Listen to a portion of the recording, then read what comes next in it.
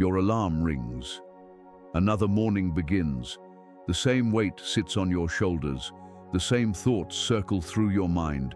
The same problems wait for you like familiar visitors who never seem to leave. And somewhere deep beneath all the noise and distraction, you feel it, that quiet desperation.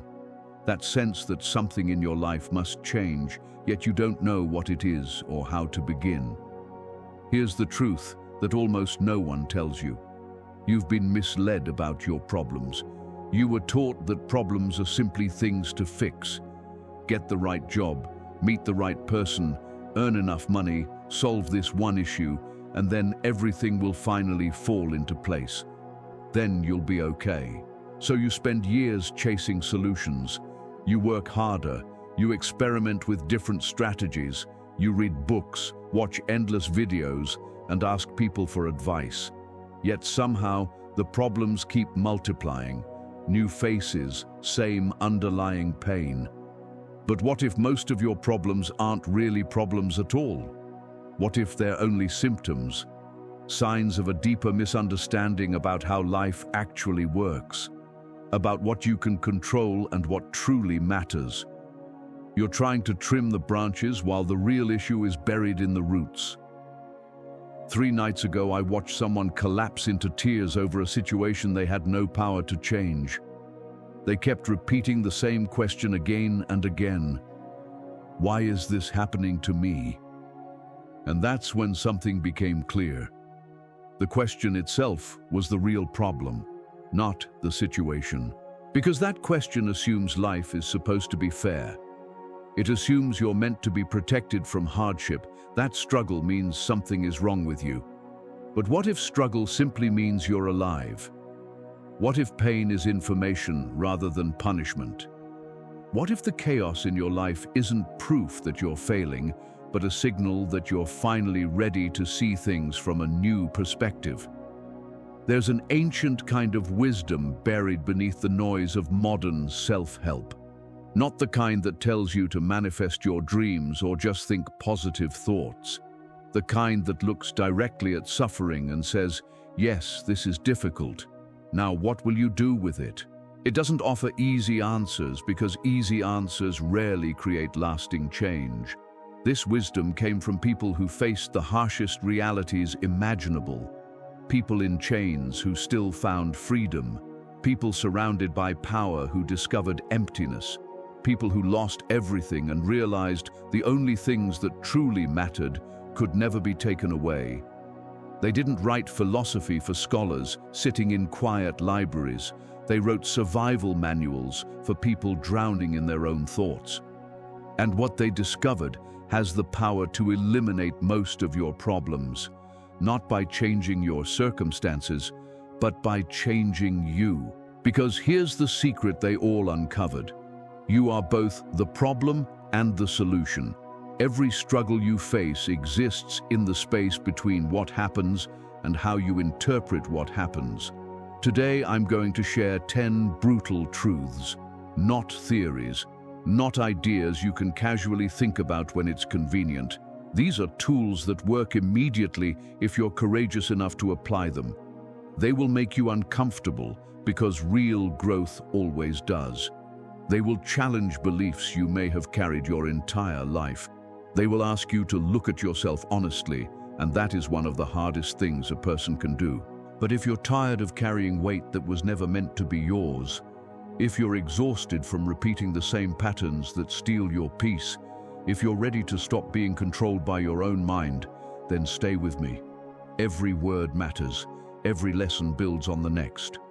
Before we begin, hit that like button, leave a comment, share this with someone who needs it, and subscribe because you're choosing truth over temporary comfort. And whatever you do, don't skip ahead. These lessons are designed to crack you open so that something stronger can grow from within.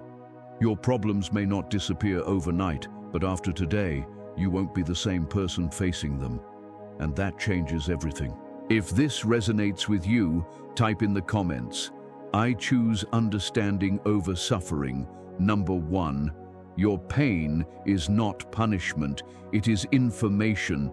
You've been taught your entire life to run away from pain, avoid it, numb it, distract yourself from it, and because of that, you miss the most important message life can send. Marcus Aurelius once wrote that the obstacle in the path actually becomes the path itself.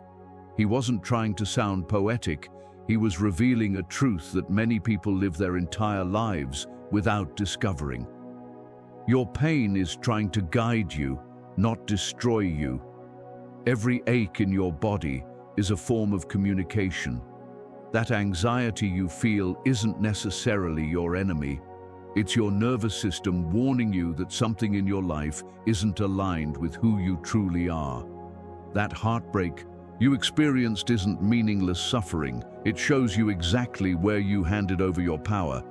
That failure isn't proof that you're incapable. It's information showing you which direction doesn't work, so you can move toward one that does. But most people react differently. They feel pain and instantly label it as something bad, something wrong that must be eliminated. And the moment they do that, they begin fighting themselves. A silent war begins inside them that slowly drains all their energy.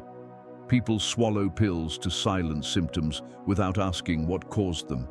They blame others for the emotions they feel without questioning why they were vulnerable in that way. They see obstacles as signs that the universe is against them, when in reality those obstacles often appear when they're finally moving towards something meaningful. The Stoics approached suffering differently. They examined it carefully, almost like scientists, not to drown in it, but to understand it. When Epictetus lost his freedom and became a slave, he didn't spend his life cursing fate. Instead, he asked a simple question: what can slavery not touch? And he discovered something powerful. His mind, his character, and his inner peace remained completely beyond anyone's control. His pain became his greatest teacher. Right now, there's something in your life that hurts. Maybe it has been hurting for so long that you've learned to numb it. Maybe you've built your entire routine around avoiding anything that might trigger it. But inside that pain is a message you need to hear. What would happen if you stopped running from it? What if, just for a moment, you sat quietly with that discomfort and asked what it was trying to teach you? Not in a shallow self-help way, but honestly. What am I doing that goes against my nature? What truth am I refusing to face? What part of my life am I accepting out of fear instead of courage? Your pain isn't random. It isn't a punishment from some cruel universe. It's the language your deepest self uses when ordinary words aren't enough. It's the alarm system that activates when you're living someone else's life instead of your own. Stop treating pain as the enemy. Start seeing it as the brutally honest friend who cares enough to tell you the truth when everyone else stays silent. Because the moment you learn to listen to pain instead of suppressing it, it transforms. What once felt like your greatest weakness becomes one of your most powerful guides. Comment below if you're ready. I master myself, not the world. Number 2, the people you're trying to please don't think about you as much as you think. You're exhausted, aren't you? Exhausted from constantly performing, from carefully selecting your words so no one gets offended, from filtering your truth so it sounds acceptable, from shrinking yourself so others remain comfortable. And the harshest part of it all, most of them barely even notice. Epictetus once pointed out something both painful and freeing. We have 2 ears and 1 mouth, so that we can listen twice as much as we speak. But he also recognized that most people are so absorbed in their own thoughts that they hardly listen at all. They aren't analyzing your every move. They're busy worrying about their own. You replay a conversation from 3 days ago, cringing at what you said. They likely forgot it 3 minutes later. You stress about how you look, convinced people are judging you. Meanwhile, they're too occupied thinking about how they themselves appear. You post something online and panic about how people will respond. Most people scroll right past it without a second thought. This isn't meant to make you feel unimportant. It's meant to free you. Because right now, you're living inside a prison built from imaginary spectators. In your mind, you've created an entire courtroom of judges who don't actually exist. The real people in your life are far more distracted, far more forgiving, and far less focused on your flaws than the harsh versions you've imagined. Seneca once wrote letters to his friend Lucilius, and in one of them he admitted something powerful. No person is more miserable than the one who never faces adversity, because he is never allowed to prove himself.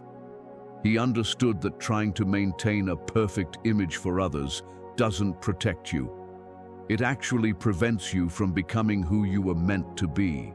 Think about the last time you held back the truth because you feared someone's judgment. What did it cost you? Maybe a real connection, an opportunity, or a piece of your self-respect. And here's the question that changes everything. Did that person even notice your sacrifice? Did they appreciate how much you twisted yourself just to make them comfortable? The brutal truth is simple. People are the main characters of their own stories, not side characters in yours. They're dealing with their own struggles, fears, and attempts just to feel okay. They don't have the time or energy to obsess over you the way you imagine they do. So what if you stopped? What if you spoke honestly and allowed the outcome to unfold?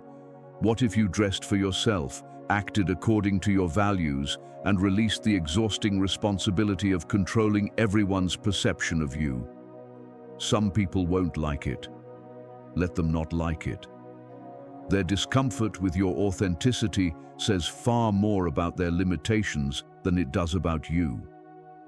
The people who truly belong in your life will respect you more for being real than for being agreeable. Right now, you're burning yourself out for an audience that doesn't actually exist. Meanwhile, your authentic self, the one with real thoughts, real needs, and real boundaries, is suffocating behind the performance. And for what? For the illusion of acceptance that never truly satisfies, because it isn't the real you they're accepting. Stop performing, start living. The relief that follows is worth more than any approval you've been chasing. Let me see it in the comments. I live for my truth, not their approval. Number 3, comfort is quietly destroying your potential. Your life has become too comfortable, and it's suffocating you. Not in obvious ways, not physically, but in subtle ways you feel every time you avoid something difficult, choose the easy option, or settle for good enough when you know you're capable of something far greater.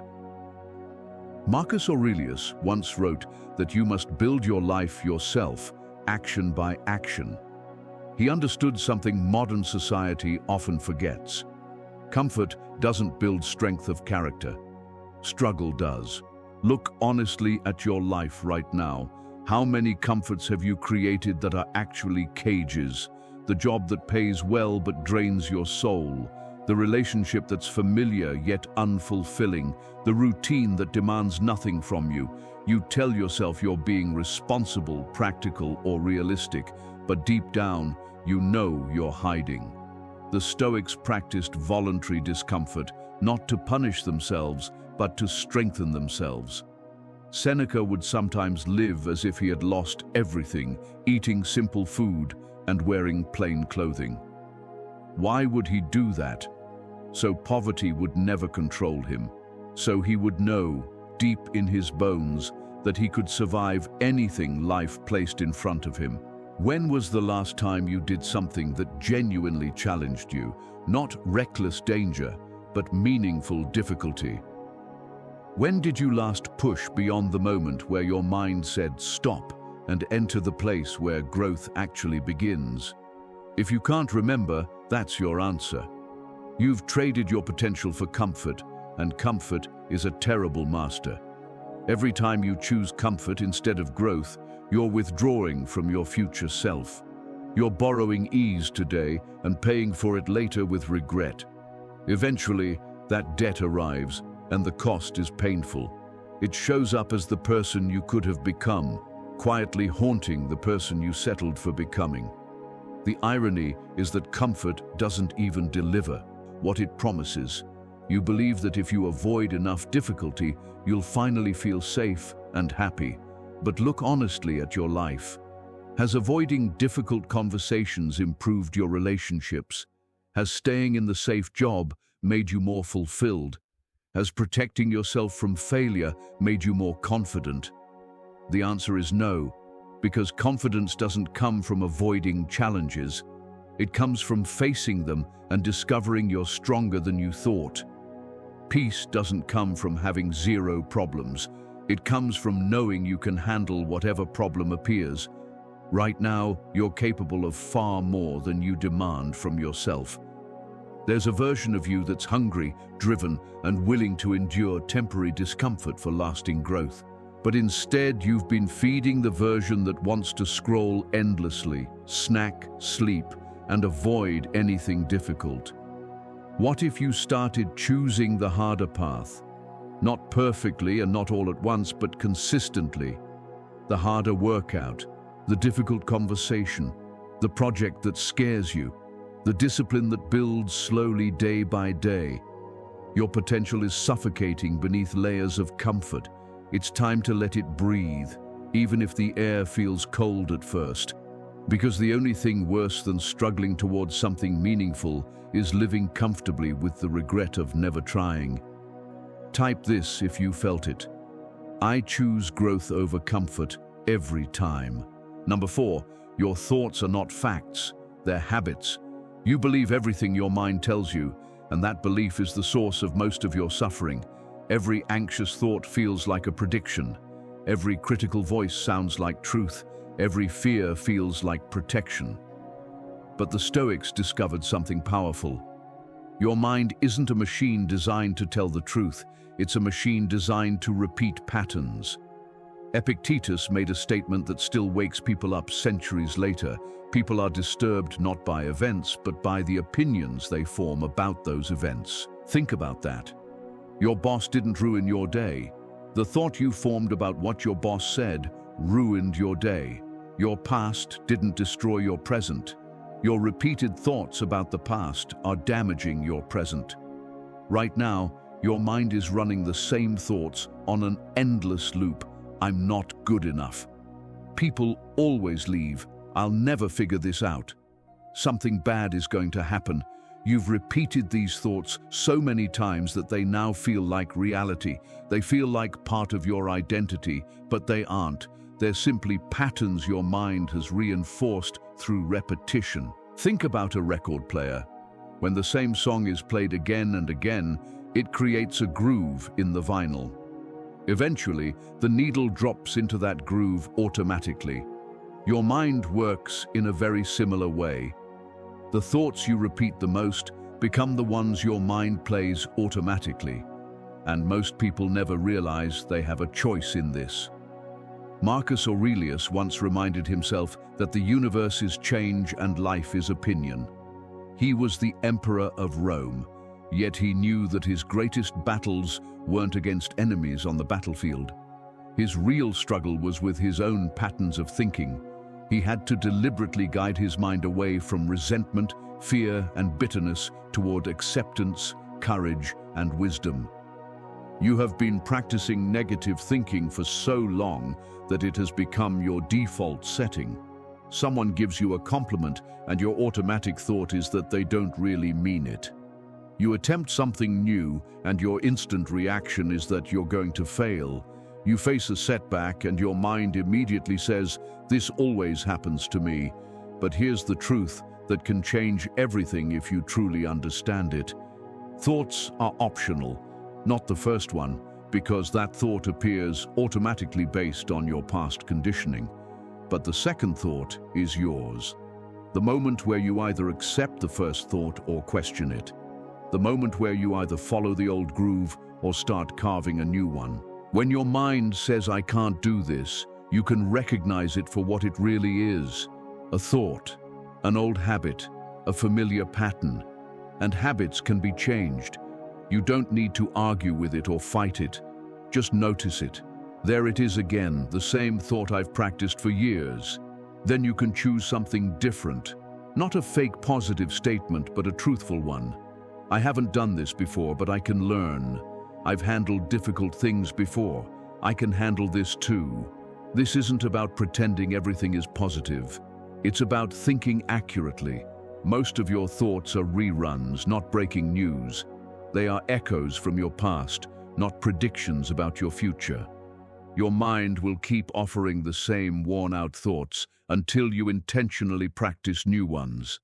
The thought "I'm broken" has been repeated thousands of times. Maybe it's time to give the thought "I'm healing" the same number of repetitions. The thought "nothing ever works out" has carved a deep groove. Maybe it's time to form a new one. Some things don't work, and I keep moving forward anyway. You are not your thoughts.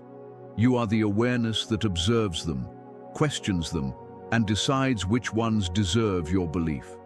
That is the difference between being controlled by your mind and mastering it. Drop your power statement in the comments. I observe my thoughts. I don't obey them. Number 5. You're not waiting for the right time. You're waiting to feel ready. There's something you already know you should do. You've known it for weeks, months, maybe even years. Yet you keep telling yourself you'll act when the time feels right, when you have more money, when you feel more confident, when everything finally lines up perfectly. But here's the harsh truth: you're lying to yourself. Seneca once wrote with frustration that it is not that we have little time to live, but that we waste much of it. He understood what many people refuse to admit. The right time is often just an excuse we use to avoid the discomfort of taking action. You believe you're being patient or strategic by waiting. But look honestly at your life. How many opportunities have passed while you waited to feel ready? How many connections did you miss because you were trying to prepare perfectly? How many dreams quietly faded away while sitting in the waiting room of some day? The Stoics understood something deeply true about human nature. We rarely feel ready for things that truly matter. Feeling ready usually means feeling comfortable. But real growth never happens inside comfort. If you wait until starting a business feels easy, you will never begin. If you wait until difficult conversations feel comfortable, you will never have them. If you wait until you're certain you won't fail, you'll never attempt anything meaningful. Marcus Aurelius wrote that you should do what nature demands and get moving if you have the ability. Don't worry about whether anyone will give you credit for it. Right now, there's something you're avoiding while telling yourself you're simply not ready yet. Maybe it's ending a relationship that has been emotionally over for years. Maybe it's starting a project that terrifies you. Maybe it's having the conversation that could change everything. You believe that waiting longer will make it easier. It won't. More time simply gives your fear more chances to talk you out of it. When you act before you feel ready, something important happens. First, you're terrified. Then you act anyway, and after that, you discover something powerful.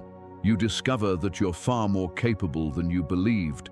That fear exaggerated the difficulty, that you can handle situations even when you feel unprepared, and that realization builds something waiting can never create: real confidence. The people you admire didn't wait to feel ready. They felt just as uncertain and afraid as you feel right now. The difference is they moved forward anyway. Their actions created momentum. Momentum built confidence. Confidence produced results. You will never feel completely ready.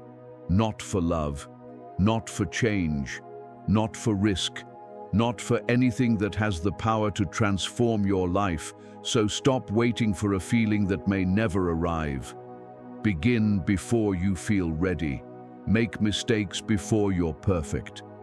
Learn through action instead of endless preparation, because the only thing more dangerous than starting before you're ready is reaching the end of your life before you ever begin. Time doesn't pause until you feel comfortable. It simply keeps moving, carrying your opportunities away with it. Declare it in the comments. I start now, ready or not. Number 6, your ego is not your ally. It's your jailer. You may think your ego protects you, that desire to be right, to look impressive, to maintain your image. You believe it shields you from embarrassment and rejection. But look closer, your ego isn't protecting you at all. It's trapping you. Epictetus taught that if you truly want to improve, you must be willing to be seen as foolish or ignorant. Most people never reach their potential because they prefer looking competent over actually growing. Think about the last time you refused to admit you were wrong. How much energy did that take? Think about the last time you avoided asking for help because it felt like weakness. What opportunities did that cost you? Think about the last time you avoided trying something new because you might fail publicly. How many possibilities did your ego destroy before they even had a chance? Your ego pushes you to defend beliefs you no longer truly hold simply because you held them yesterday. It makes you ignore valuable advice if it comes from someone you don't respect. It convinces you to stay in familiar suffering rather than risk unfamiliar growth, because at least inside that suffering you know who you are. Marcus Aurelius once reminded himself, "Be like the rock that waves continually crash against. It remains unmoved, and the fury of the sea settles around it." He wasn't speaking about attacks from the outside world. He was speaking about the ego's endless craving for validation, recognition, and superiority. Here's what your ego is quietly stealing from you right now.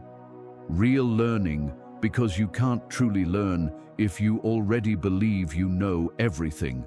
Real connection, because vulnerability becomes impossible when you're busy protecting an image. Real progress, because growth requires messy, uncomfortable, and sometimes embarrassing steps. When you're afraid of looking foolish, your ego begins telling you stories. It might say you're special, so normal rules don't apply to you. Or it may whisper the opposite, that you're worthless, so there's no point in trying. Both stories are lies, and both serve the same purpose: keeping you stuck. A stuck person feels safe because they avoid the terrifying uncertainty that comes with change. Here's the harsh truth: almost nobody is thinking about you as much as your ego assumes. That embarrassing thing you said years ago that still makes you cringe, most people don't even remember it. That failure you're trying to hide, everyone else is too busy worrying about their own failures to judge yours. Your ego has created an imaginary audience that is far harsher than any real one. But what would happen if you loosened its grip? Not perfectly, not all at once, but little by little. What if you began choosing truth over image? What if you admitted when you didn't know something? What if you apologized without immediately defending yourself? What if you tried things that might lead to failure? The Stoics described this as the death of the ego, not physical death, but the death of the need to constantly appear impressive, the death of the exhausting performance of maintaining a flawless image. And when that happens, something extraordinary appears: freedom. You can choose to always be right, or you can choose to keep growing. You can guard your image, or you can become who you're meant to become. But you cannot do both at the same time. Your ego urges you toward safety. Your deeper self urges you toward truth. Only one of those paths leads to the life you truly want. Stop allowing your ego to reject opportunities simply because they aren't guaranteed victories. Stop letting it shrink your life because being bigger means being seen. Stop letting it convince you that the opinions of others matter more than your own growth. Your ego can be a useful servant, but it's a terrible master. Let it motivate you occasionally, but never allow it to make your decisions. The version of you your ego is trying to protect isn't even real. It's a character you've been exhausting yourself trying to play. You deserve to stop performing and start living. Commit in the comments by writing, "I choose growth over image." Number 7, forgiveness is not for them, it's for you. Right now, you may be carrying a weight that's slowly crushing you, and you call it strength. You're holding on to anger. You replay the betrayal again and again. You keep the grudge alive because it feels like justice. But if you're honest with yourself, who is this really hurting? Seneca wrote something that still cuts through centuries. To be angry is to punish yourself for the wrongs of another. Read that carefully. Every minute you spend hating someone who hurt you is another minute they still control a piece of your life. They may have already moved on, living their days without a second thought, while you're still bleeding from a wound they might not even remember causing. Forgiveness isn't about them deserving it. It isn't about reconciliation or pretending nothing happened. It's about deciding that your peace matters more than their punishment. Because right now, you're the one locked in the prison. They are free while you continue serving the sentence. The Stoics understood something simple yet powerful. Holding on to resentment is like drinking poison and expecting the other person to die. It might feel justified. Your anger may even be understandable, but even justified anger is still poison. Whether you're right or wrong, it slowly destroys you from the inside while barely affecting them at all.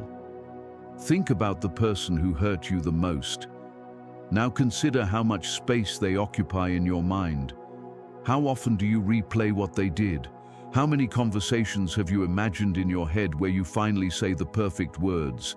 How many hours have been spent imagining the moment they finally realize how much they hurt you? All that time, all that energy, all that emotional space, gone.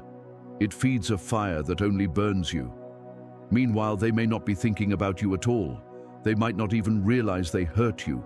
Or worse, they knew and simply didn't care. Either way, your suffering is changing nothing for them while changing everything for you. Marcus Aurelius once wrote that the best revenge is to be unlike the person who caused the injury. Instead of becoming bitter, he chose wisdom. Instead of becoming hardened, he chose strength. Forgiveness does not mean saying what they did was acceptable. It means deciding that their actions will no longer define your life. It means reclaiming the power you've been giving away every single day through resentment. It means choosing your future instead of remaining chained to their past. When you truly forgive, you don't forget what happened. You don't reconcile if it's unsafe. You don't suddenly become naive. What you do is break the chain that has been tying you to that painful moment. You stop giving them free space in your mind. You stop letting their worst moment shape your every moment. The person who hurt you doesn't deserve your forgiveness. You do. You deserve to sleep without their memory invading your dreams. You deserve to live in the present instead of being trapped in their betrayal. You deserve to stop letting them steal your happiness long after they're gone. Forgiveness is not weakness. It is one of the strongest acts of self-protection you can make. It is you saying, "What you did was wrong, and I refuse to let it keep harming me." It is choosing freedom instead of being right. Peace instead of punishment. You cannot heal what you refuse to release, and you cannot release what you continue feeding with attention. Claim your freedom in the comments. I release what no longer serves my peace. Number 8, you don't need more time, you need more focus. You say you don't have time, but what you really mean is that you don't have clear priorities. You'll spend 3 hours scrolling through your phone, yet claim you can't find 30 minutes to work on your dream. You'll binge an entire series in a weekend, but say you're too busy to read a book that could change your life. The problem isn't time, it's what you're doing with it. Seneca recognized this even in ancient Rome, and it's even worse today. He wrote, "It is not that we have so little time, but that we lose so much. The life we receive is not short, but we make it so. We are not ill-provided, but use it wastefully. He watched people spend their lives on meaningless distractions while insisting they had no time for what truly mattered. Sound familiar? You have the same 24 hours as anyone who has ever achieved something extraordinary. The same hours as the person who built the business, wrote the book, transformed their health, or repaired their relationships. The difference is not time, it is focus. It is the courage to honestly admit where your attention actually goes. Track your day truthfully, not what you wish you did, but what you really do. How many minutes disappear into social media? How many hours vanish into news that doesn't affect your life? How many moments are spent half present, your mind wandering while your attention is scattered? You're not living one focused life. You're living 100 distracted half-lives. Marcus Aurelius wrote that you should concentrate every minute like a Roman doing the task in front of you with precise and sincere effort, willingly and with integrity.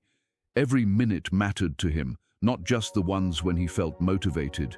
But most people are barely present for their minutes. You're eating while watching something. You're talking to someone while checking your phone. You're working while 10 other tabs pull your attention in different directions. You think you're multitasking, but you're really just doing several things poorly instead of doing one thing well. Here is the uncomfortable truth. You have time for whatever you truly prioritize. If someone offered you $1 million to work on your goal for 1 hour every day, would you find the time? Of course you would. You would wake up earlier. You would remove other distractions. You would make it happen. So the real question isn't whether you have time. The real question is whether it is actually a priority or simply something you wish were a priority. Your attention is the most valuable resource you possess, more valuable than money because money can be earned again, but time cannot be replaced. Every moment you give to distraction is a moment taken from your real life. Every notification you answer is an interruption you allowed. Every extra tab you keep open is another fragment of your focus. What if you protected your focus the same way you protect your money? What if you guarded your attention as carefully as you guard your possessions? What if you treated your time as the non-renewable resource that it truly is? The Stoics practiced what they called memento mori, remembering death not to be gloomy, but to stay awake. You have a limited number of days and hours, yet you often spend them as if they are endless, as if tomorrow will always exist to begin. You don't need more time. You need to stop pretending that endless scrolling is relaxation, that being busy is the same as being productive, and that constant distraction is harmless. Every unfocused hour is gone forever. Every scattered day moves you closer to looking back with regret. Focus is not about doing more things. It is about doing fewer things with full presence. One meaningful priority, instead of 10 comfortable distractions that keep you busy while accomplishing nothing. Your life is happening right now, not later, not when things slow down, right now. And every moment spent on what doesn't matter is a moment taken from what does. Make this your oath below. I protect my focus like I protect my life. Number 9, suffering is mandatory, but misery is optional.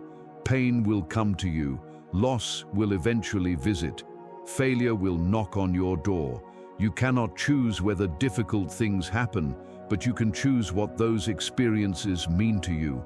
That choice is the difference between suffering that strengthens you and misery that destroys you. Epictetus taught that it is not what happens to you that matters most, but how you respond to it. He spoke these words not as someone who lived comfortably, but as someone who endured hardship and realized that what harms us most is often what we do to ourselves internally. Right now, you may be facing something painful. Perhaps it is heartbreak, failure, or loss.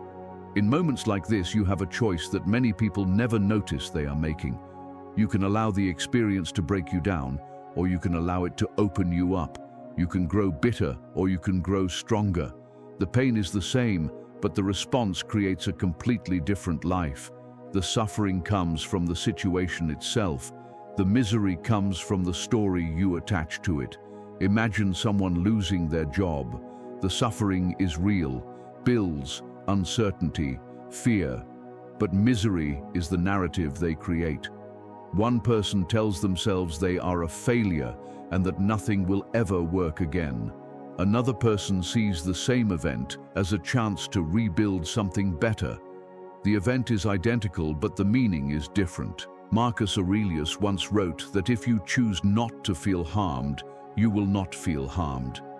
This does not mean pretending that pain does not exist. It means refusing to allow painful events to poison your entire existence. Think about someone who endured something similar to what you're facing, but came out stronger. They experienced the same pain, yet they refused to add misery to it. They did not spend years asking why it happened to them. They did not allow one painful chapter to become the entire story of their life. You are allowed to hurt. You are allowed to grieve. You are allowed to feel the full weight of what you're carrying, but you are not required to drown in it. You are not required to turn temporary pain into a permanent identity. You are not required to make suffering your lifestyle. The Stoics understood something many people overlook. Resistance multiplies pain. When you fight against reality, when you spend your energy wishing things were different, you take unavoidable suffering and turn it into lasting misery. The pain may have been unavoidable, but the misery is something you add. What if you stopped resisting what cannot be changed? Not giving up, not pretending it doesn't matter, but simply accepting reality as it is. What if you felt the pain without attaching a story that says you're broken? What if you allowed yourself to feel sadness without deciding that sadness will last forever? Suffering says, "This hurts." Misery says this pain means I'm cursed, broken, or unworthy, and nothing will ever improve. One is truth, the other is a story, and you are the author of which one you choose to believe. The person you become after pain depends entirely on that choice. Some people emerge bitter and trapped in blame. Others emerge wiser, stronger, and more compassionate. Same pain, different interpretation. You cannot control suffering, but you can control whether it becomes misery or meaning. Write this as your truth. I feel pain without creating misery. Number 10, you are going to die, so stop living as if you are not. This is the truth most people avoid, yet it is the truth that changes everything. You will die. Not someday in an abstract future, but eventually and without warning. You do not know when it will happen. It could be 50 years from now, or it could be far sooner, yet most people live as if time is guaranteed. Marcus Aurelius wrote, "You could leave life right now. Let that determine what you do and say and think." He did not write this out of despair. He wrote it for clarity. When you truly understand that your time is limited, most of the things you worry about suddenly lose their importance. That grudge you are holding may never get another chance to be released. That dream you keep postponing may never meet the right moment. That person you love but never tell may one day be gone before you speak. The Stoics practiced meditating on death not to feel depressed, but to remain awake. They wanted to stop drifting through life unconsciously while time quietly disappeared. Yet many people waste days arguing about things that will not matter next week. They spend years in jobs that drain their spirit while waiting for a retirement they might never reach. They delay joy, postpone love, and save their real life for later. But later is not guaranteed. Later is often just a comforting lie we tell ourselves so we can avoid living fully right now. Seneca urged people with urgency to begin living immediately and to treat each day as if it were a complete life on its own. Not tomorrow, not when things finally calm down, but today. Think about someone you lost. Would they give anything for one more day, one more conversation, one more chance to say what mattered? You have that day right now. You have that opportunity right now. Yet many people spend it scrolling through distractions as if time will never end. Ask yourself this question honestly. If you knew you had 1 year left, 6 months left, or even 1 month left, what would you do differently? Why aren't you doing those things today? The answer is simple. You are acting as if death only happens to other people. You are living in denial of the most certain fact of your existence. This isn't meant to scare you into inaction. It's meant to wake you up into full presence. When you truly understand your mortality, you stop wasting energy on impressing people who don't matter. You stop expending effort on things that don't align with who you are. You stop saving your best self for someday and start being that person today. The Stoics didn't fear death. They used it as a tool for living. Every morning, Marcus Aurelius reminded himself that he might not see the evening, not to be pessimistic, but to make every action count, to speak honestly, to love fully, to live intentionally. You are dying right now. Every second that passes is gone forever. You can't save time. You can only spend it. And right now, much of it is spent on worry, resentment, distraction, or things you'll regret when you face the end. What if you lived like you truly believed it? Not recklessly, but authentically, saying what needs to be said, doing what calls to you, loving without holding back, taking the risks that scare you. The greatest risk isn't death. It's reaching the end of your life having never really lived. The tragedy is having a list of, "I wish I had," instead of, "I'm glad I did." The tragedy is preparing for a future that may never come while your present slips away. Stop living as if you have forever. You don't. None of us do. Embracing this fully is one of the most liberating truths you'll ever face. Start your declaration here. I live now, not someday. You've just learned 10 truths today that most people spend their entire lives avoiding. Not because they are complex, but because they are uncomfortable. They demand that you look honestly at how you've been living and admit that perhaps you've been standing in your own way. The Stoics didn't write their philosophy for academic debate. They wrote it for survival, for sanity, for those moments when life strips away all comfort and asks who you truly are. And what they discovered is simple yet profound. You have far more control than you think and far less than you wish. But the control you do have is exactly where your power lives. You cannot control what happens, but you can control your response. You cannot control other people, but you can stop living for their approval. You cannot control whether you feel pain, but you can control whether that pain becomes misery. These lessons aren't easy, and they're not meant to be. Easy lessons create comfortable people. Hard lessons create unbreakable people. Right now, you are at a choice point. You can close this video and return to the same patterns that brought you here, or you can take one lesson, just one, and actually apply it. Not perfectly, not all at once, but genuinely. Your problems won't vanish just by watching this, but your perspective can transform, and with it, your ability to handle obstacles. The obstacles remain, but you become someone who can face them. If these truths resonated with you, hit that like button now. Drop a comment sharing the lesson that hit you hardest. Share this with someone ready to hear it, and subscribe, because this is for people who choose truth over comfort, growth over stagnation, living over merely existing. The ancient Stoics are gone, but their wisdom survives because it works. Not by making life easier, but by making you stronger than anything life can throw at you. Now go live like you mean it. Seal your commitment with these words: I am stronger than my circumstances.